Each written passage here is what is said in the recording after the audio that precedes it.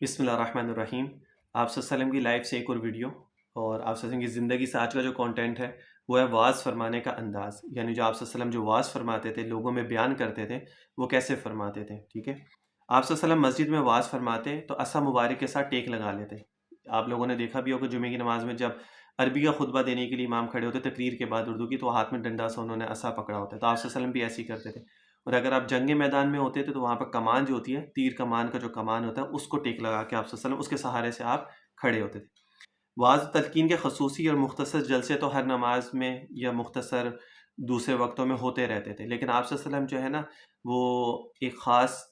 خطبہ جلسہ یا خطبہ آپ کہہ رہے ہیں یا بیان ایک الگ سے بھی لوگوں کے لیے منعقد ہوا کرتے تھے،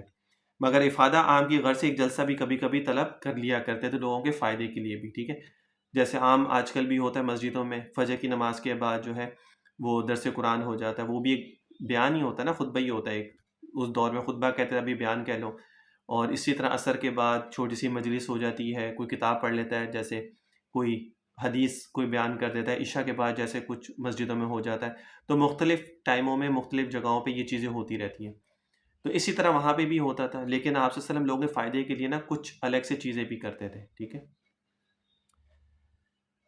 تو دوران بعد جب امر پر نہایت زور دینا ہوتا، یعنی کسی حکم پر بہت زیادہ زور دینا ہوتا آپ صلی اللہ علیہ وسلم کو، تو وہاں پر آپ الفاظ قسم کے کھاتے تھے، یعنی قسم بھی وہاں پر کھا کے تو اس کو بیان فرماتے، قسم کے والذی نفسی بیدہ، جس کے قبضے میں میری جان ہے۔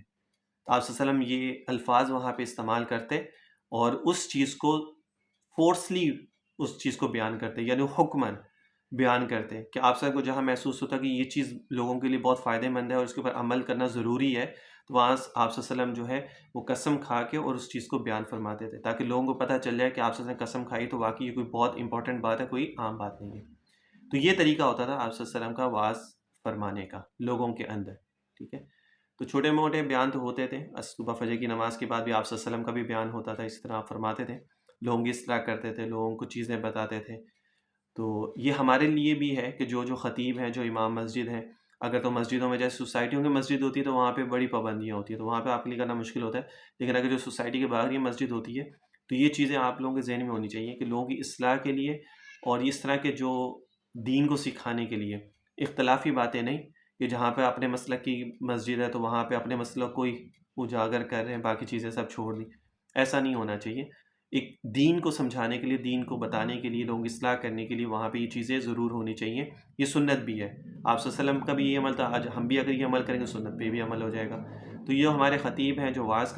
کرنے والے ہیں، تو یہ ان کے لیے بہت ضروری ہے کہ آپ صلی اللہ علیہ وسلم کا انداز کیا ہوتا تھا اور آپ صلی اللہ علیہ وسلم کس طرح لوگوں کی اصلاح کرتے تھے، اور جو چیز ضروری ہوتی تھی اس کو پھر آپ صلی اللہ علیہ وسلم قسم کھا کر بیان کرتے، والذی نفسی بیدہ، صلی اللہ علیہ وسلم تسلیما کثیرا کثیرا۔